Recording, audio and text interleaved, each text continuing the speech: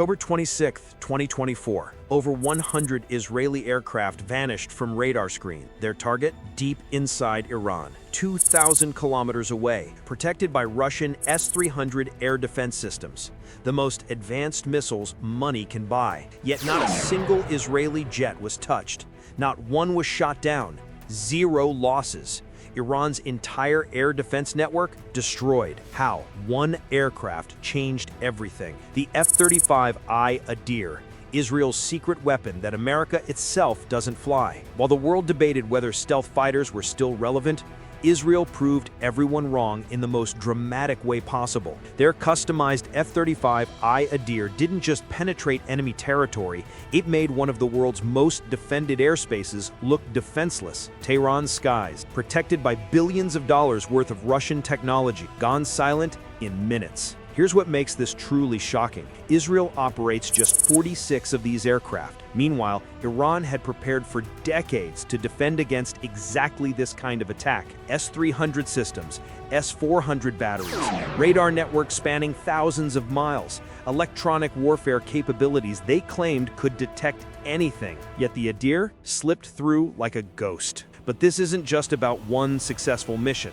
This is about a fighter jet so advanced, so heavily modified that it's literally unique in the world. The United States gave Israel something they've never given any other nation: permission to tear apart America's most classified aircraft and rebuild it with their own technology. The result? A stealth fighter that's now proven itself in actual combat, not training exercises, real war. If you think modern air power is about the country with the most aircraft, type yes in the comments, because what you're about to learn will change how you see military aviation forever. Let's go back to where this story really begins. 2010. Israel approaches the United States with an unusual request. They want to buy the F-35, but there's a catch. They want to modify heavily. Now understand what they're asking. The F-35 is America's most advanced fighter. Its technology is so classified that even close allies get restricted versions. Countries that buy American jets usually can't touch the internal systems, can't modify the software, can't integrate their own weapons. Those are the rules. Israel asked to break every single one of those rules. They wanted to rip out the electronic warfare systems, replace them with Israeli-made technology. They wanted to add their own weapons, their own computers, their own communication systems. They wanted to turn America's fighter into something entirely different. The Pentagon said no, repeatedly. For good reason. You don't hand over your most advanced military secrets and let someone else tinker with. But Israel kept pushing. They had a compelling argument. They faced threats unlike any other American ally: Iran, Hezbollah, Hamas, Syrian air defenses, Russian technology everywhere. They needed something special. After years of negotiation, something unprecedented happened. The United States agreed, but with conditions. Israel couldn't modify the internal systems. However, they could add external enhancements. They could create what engineers call a plug-and-play architecture, Israeli systems that interface with American technology without compromising the core aircraft. It was a compromise that changed everything. Israel got their modified F-35. America kept its secrets protected. The result was designated the F-35I. The I stands for Israel, but Israeli pilots gave it a different name, Adir. In Hebrew, it means mighty one, a name taken from biblical songs. What makes this deal truly remarkable? No other F-35 operator has this permission. Not Britain, not Japan, not Australia. Only Israel flies an F-35 that's been customized to this extent. And as we'll see, those modifications made all the difference. So what exactly did Israel do to create the most advanced stealth fighter in the Middle East? Let's break it down. First, the electronic warfare suite. Every F-35 comes equipped with a system called the AN/ASQ-239, built by BAE Systems. It's designed to detect threats, jam enemy radar, and protect the aircraft. It's good, very good, but Israel wanted better. They brought in Elbit Systems, one of their top defense companies. Elbit developed a completely new electronic warfare package, specifically designed to counter threats Israel faces. Russian-made S-300 and S-400 systems, Iranian radar networks, Syrian air defenses. This wasn't about making something generally better. It was about creating a system optimized for Israel's neighborhood. The system can jam multiple frequencies simultaneously. It can identify specific threats in real time. It enables something called frequency hopping. That's when the aircraft constantly changes its communication frequencies, making it nearly impossible to track or jam. The Israeli system does this faster and more effectively than the standard version. Next, the range problem. Israel sits roughly 1,500 kilometers from Iran. That's 930 miles. A standard F-35A has a combat radius of about 1,200 kilometers. Close, but not enough for a round trip deep into Iran, especially not if you want to spend time over the target, fighting, dodging missiles, hitting multiple sites. Israel's solution? Conformal fuel tanks. These are special fuel containers that fit flush against the aircraft's body. They don't hurt the stealth profile like traditional fuel tanks hanging off the wings. With these tanks, the F-35I can fly over 1,700 kilometers. That's the distance from Tel Aviv to Tehran and back, without refueling. Then there are the weapons. Israel doesn't just use American missiles and bombs. They've spent decades developing their own precision weapons. Weapons optimized for the targets they face. Hardened bunkers, underground facilities, mobile missile launchers. The Python 5 air-to-air missile uses a dual waveband infrared seeker. That means it can track targets using 2 different infrared frequencies at once. Much harder to fool with countermeasures. The Spice precision bomb can hit targets up to 62 miles away. The pilot releases it from a safe distance. The bomb guides itself to the target using GPS and optical sensors. Even 1-ton bunker busters designed to penetrate deep underground, all modified to fit inside the F-35I's internal weapons bay. Here's why that matters.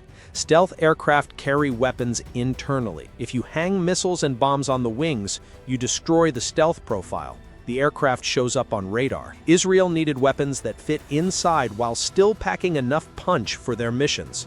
They succeeded, but perhaps the most important modification? Maintenance. Most F-35 operators depend on Lockheed Martin for major repairs and upgrades. Israeli F-35Is are maintained entirely in Israel by Israeli technicians using Israeli facilities.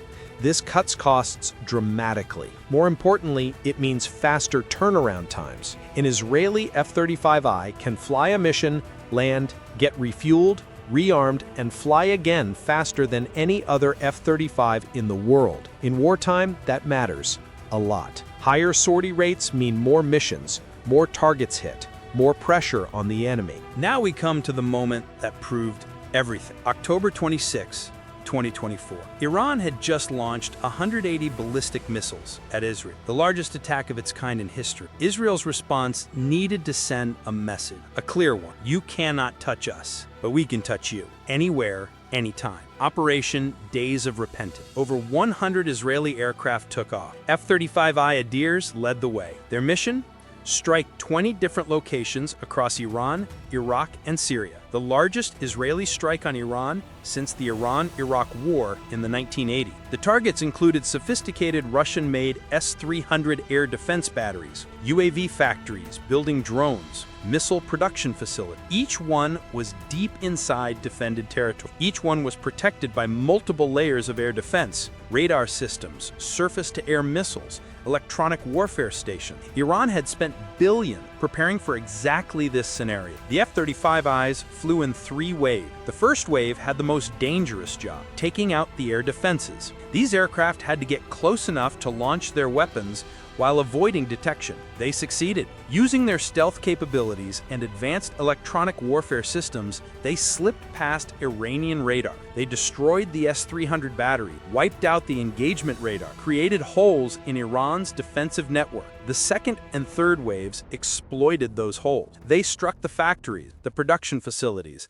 the command center, all from standoff distances. No aircraft came within 100 miles of some targets in the first wave. They launched their weapons from safety. Let the missiles do the dangerous part. Admiral Tony Radkin, Britain's chief of defense staff, described it best. He said Israel used more than 100 aircraft, carrying fewer than 100 munitions, with no aircraft getting within 100 miles of the target in the first wave. They took down nearly the entirety of Iran's air defense system. Think about that. Billions of dollars worth of Russian technology, years of preparation, gone in one night. The most telling detail? Iran's response. They claimed they shot down several F-35s. They showed photoshopped images as proof, badly photoshopped images. Why? Because they had to say something. Admitting the truth was too devastating. The truth that Israeli aircraft flew 2,000 kilometers, destroyed their defenses, hit their targets, and flew home without a scratch. But the story doesn't end there. June 2025, Operation Rising Lion, even more ambitious. Over 200 Israeli aircraft this time. Targets included Iran's nuclear facility, Natanz, Fordo, IRGC command center, radar installations across the country. The F-35Is once again led the way. This time, the missions went even deeper. Some aircraft flew over Tehran in daylight,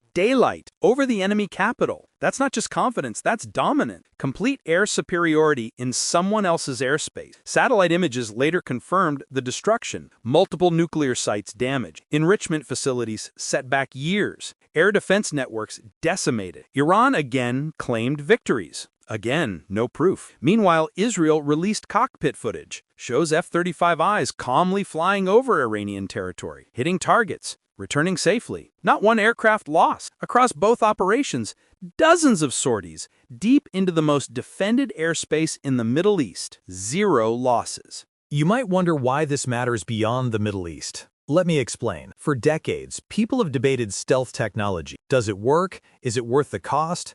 Some argued that modern air defenses had caught up, that radar technology had advanced enough to detect stealth aircraft, that the billions spent on programs like the F-35 were wasted. Israel just answered those questions definitively. Yes, stealth works, even against the most advanced Russian air defense systems available for export, even in the most challenging conditions, deep penetration missions, multiple targets, defended airspace. The F-35I performed flawlessly. This has enormous implications. More than 1,200 F-35s now operate worldwide. The United States has hundreds, so do American allies. Britain, Japan, Italy, Australia, South Korea. If Israel can do this with 46 aircraft, imagine what the United States could do with hundreds. Russia and China are watching closely. They're the only other nations developing stealth fighters. Russia's Su-57, China's J-20. Neither has seen real combat. Neither has proven itself against modern air defenses. The F-35 just did.